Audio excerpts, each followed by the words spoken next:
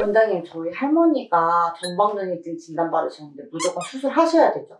아니요, 꼭 수술해야 될 필요는 없는 거죠. 많은 환자분들이 전방전이증 진단을 받으시면 굉장히 놀라시는 분들이 많아요. 뼈가 어긋났다는 말을 들으면 당연히 수술해야 될 것 같은 생각이 듭니다. 그런데 수술이 아닌 더 좋은 방법도 많습니다. 그게 뭐냐면, 안녕하세요, 척 보면 척추를 하는 척척박사 닥터 해리슨 김현성입니다. 전방전이증이라고 하면 뼈가 어긋난 건데 무조건 수술해야 되는 거 아니에요? 꼭 그런 건 아니에요. 전방전이증 환자분들은 생각보다 많습니다. 퇴행성으로 물러나는 것도 있지만 뼈가 끊어지는 협부형 결손형도 있고, 대부분이 그 두 가지 형태고, 외상으로 인해서도 생기고 다른 이유로 생기는데, 허리가 아프다, 협착증 증상이 있다 하는 분들 중에 척추 전방전이증인 환자분들이 굉장히 많아요. 근데 그분들이 수술을 해야 되는 경우는 생각보다 많지가 않습니다. 물론 전국에는 수술로 가야 되는 환자분들이 많이 있긴 해요. 근데 당장에 수술하지 않고도 굉장히 오랜 기간을 버티신 분들이 생각보다 엄청 많아요.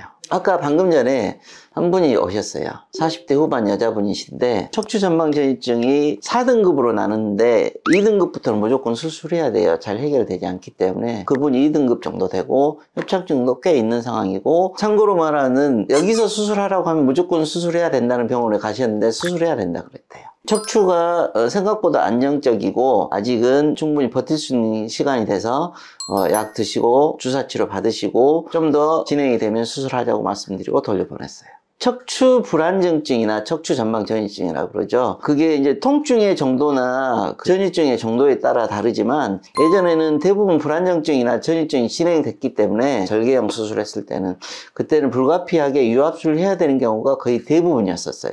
척추 내시경 수술은 제가 봐서는 척추 전방전이증에 대해서는 정말 혁신적이에요. 왜냐하면 예전에 유압술을 꼭 불가피하게 해야 됐던 많은 척추 전방전이증이나 척추 불안정증 환자분들이 감압술만으로도 충분히 문제가 해결되는 경우가 굉장히 많아요. 그리고 유압술을 하더라도 내시경으로 되잖아요. 그러니까 회복이 훨씬 더 빠르죠. 그런 측면으로 봤을 때 척추 전방전이증에 있어서만큼은 제가 봐서는 척추 내시경 수술은 정말 혁신적인 치료 방법이라고 생각이 됩니다. 참고로 최근에 제가 논문을 썼어요. 척추 전방전이증은 등급이 4등급으로 나눠지는데, 우리나라 분들은 대개 1등급에서 2등급이고 3등급은 우리가 딱 보는 순간 와, 너무 심하다 보일 정도고, 4등급은 우리나라는 거의 없어요. 거의 기형적이기 때문에 거의 없어요. 어찌됐든 간에 1등급에서 2등급이고 2등급 정도는 지금 현재도 거의 대부분 수술해야 되는 상황이고, 1등급도 예전에는 거의 대부분 수술을 해야 되는 경우라고 해당되는 경우가 많았었어요. 근데 내가 썼던 논문은 척추 전방전이증 1등급에서는 척추 내시경을 통해서 유압술을 하지 않고도 최소한 1년 이상은 충분히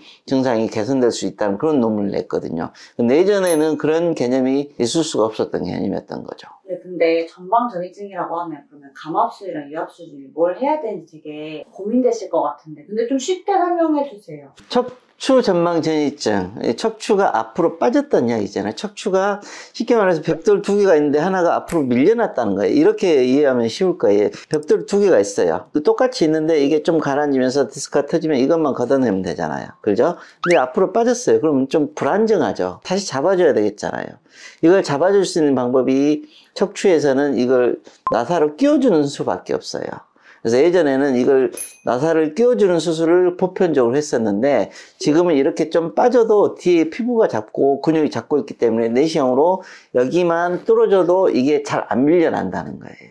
그게 감압술인 거죠. 척추 수술하는 병원을 보면 척추 수술의 퍼센티지가 디스크 수술이 30% 정도, 협착증 감압술이 30% 정도, 그리고 유압술이 30% 정도였었어요. 그것 때문에. 근데 최근에 척추 내시경이 발전되고 나서 척추 불안정증에 혁신적이라고 생각되는 이유가, 우리 병원의 데이터를 보면 저희 병원은 척추 내시경으로 거의 대부분 치료를 하고 있잖아요. 그러면 척추 내시경 유압술의 퍼센티지가 11%까지 줄었어요. 대신 물론 감압술의 퍼센티지가 거의 50% 넘게 돼 있으니까 대부분의 환자는 감압술로 해결된다는 거죠. 유압술을 하지 않고도.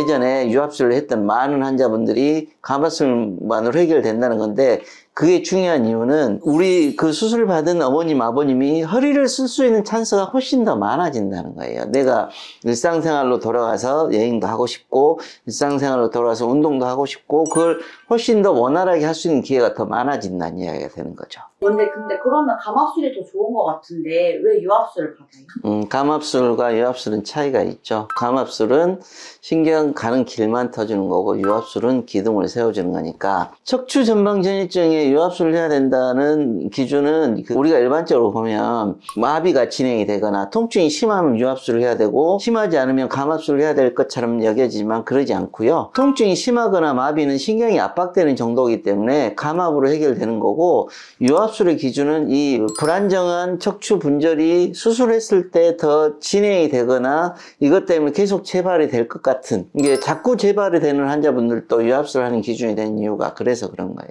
실은 유압술과 감압술은 장단점이 있어요. 감압술은 아까 말씀드린 것처럼 신경만 풀어주는 거고 유압술은 기둥을 잡아주는 거라고 했잖아요. 실제 그 신경이 가는 길을 터주게 되면 대부분 증상이 개선되기 때문에 감압술만으로 대부분 증상이 개선되는 경우들이 있습니다. 근데 그 불안정증이 심해지게 되면 그 불안정증 때문에 협착증이 자꾸 재발이 되거나 물러난 것들 때문에 신경이 또 막히게 되는 2차적인 변화들을 초래하는 경우들이 생기는데 그게 호발하게 되면 감압술보다 유압술이 훨씬 더 좋은 결과를 가질 수밖에 없는 거죠. 그래서 그런 경우에는 유압술을 하는 게 더 유리한 거죠. 근데 유압술은 뼈를 붙이는 수술이에요. 그러면 뼈 척추 관절의 기능 하나를 잃게 되는 거예요. 그 잃게 됨으로써 오히려 다른 부분들이 그 관절 기능을 더 많이 해야 되는 거예요. 그것 때문에 다른 부분들의 고장이 잘 나요. 그래서 유압술은 가능하면 하지 않으려고 하는 거죠.